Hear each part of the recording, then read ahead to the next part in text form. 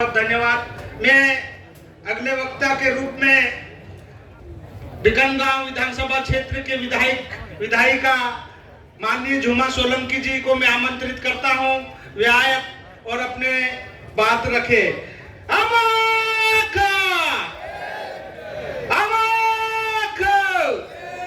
आदिवासी एकता जिंदाबाद। एक तीर एक कमान, एक तीर एक कमान, लड़ेंगे लड़ेंगे। अरे जुर्म की टक्कर में, अरे जरा पीछे से भी अभी संघर्ष का समय आया है। आदिवासियों के जल जंगल जमीन छीने जा रहे हैं, कंपनियों के हाथों में दिए जा रहे हैं, आदिवासियों की 5वीं अनुसूची खत्म की जा रही है। साथियों, आज हम हमारे अधिकारों को नहीं बचाएंगे तो कभी नहीं बचने वाला, क्योंकि ये पूरी तरह से खत्म करने की एक साजिश चल रही है। लड़ेंगे लड़ेंगे। आदरणीय बहन झुमा सोलंकी जी।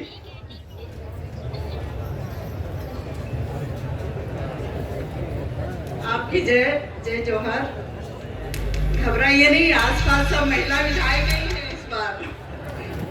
एक बार जो नारा आप लोग बार बार लगा रहे हैं कि एक तीर एक कमान, महिला पुरुष एक समान, तो यहाँ हमारी 5 महिला विधायक है आसपास की। तो भाइयों, आज के 33वां आदिवासी सांस्कृतिक एकता महासम्मेलन नेपानपकर के इस छोटे से गांव चैनपुरा में आयोजित किया गया।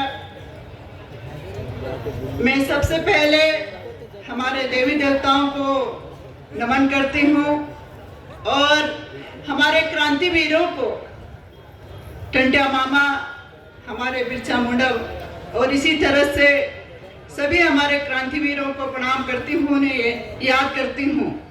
और एकता परिषद के संस्थापक के रूप में आज भी हमको मार्गदर्शन देने वाले आदरणीय अशोक दादा को भी प्रणाम करती हूँ और समस्त हमारे जितने भी पूरे देश से आए हुए एकता परिषद के पदाधिकारी और सभी हमारे आदिवासी भाइयों और बहनों को जय जोहार और जय आदिवासी, और आपके को प्रणाम करती हूँ।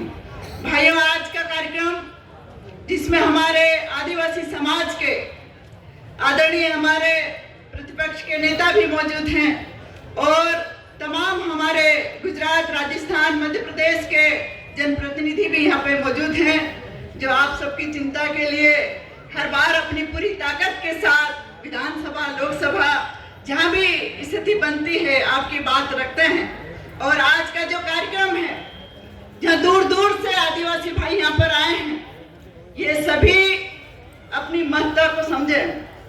ये सभी आदिवासी भाई पूरे भारत ही नहीं, विश्व की इस धरती के मालिक और मालिक के साथ पर्यावरण को बचाने वाला यदि कोई है तो हमारे आदिवासी भाई हैं। विश्व के वैज्ञानिक लोगों ने जो पर्यावरण की चिंता करते हैं, वो कह रहे हैं बार बार कि इस धरती को बचाना है तो आदिवासी समाज को इस धरती को दीजिए, तो ही इस धरती को आप बचा सकते हो। इतनी चिंता उन्होंने जाहिर कर दी है, क्योंकि आदिवासी भाई कभी जंगल नहीं काटता है।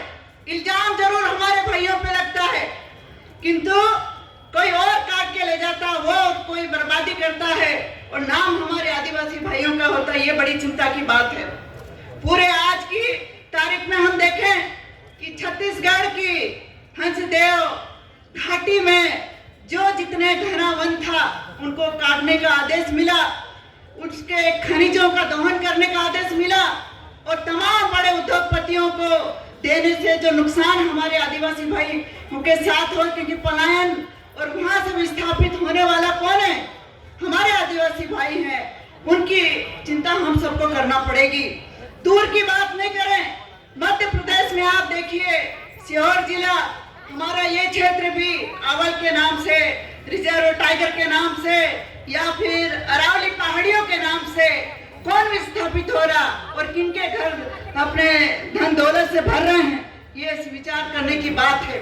हमारे अशोक दादा ने सही कहा कि हम सब इन सब की लड़ाई लड़ने के लिए पढ़ना जरूरी है।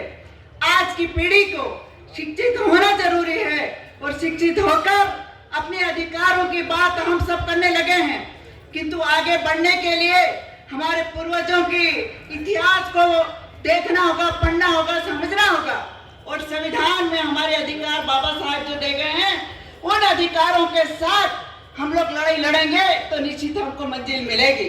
क्योंकि ये बड़ा मंच है, पूरे देश से हमारे आदिवासी भाई आए हैं। ज्यादा न कहते हुए हमारे मार्गदर्शक के रूप में अशोक दादा और तमाम हमारे बुजुर्गों ने जो हमको आदेशित किया है उसको हम लोग चलेंगे और आप सबकी रक्षा की बात, संविधान की रक्षा की बात, क्योंकि बार बार एक ही नारा लगाएं, इसलिए मेरी बात को यही समाप्त करती हूँ। पर एक बार जरूर नारा लगा दें कि एक तीर एक कमान।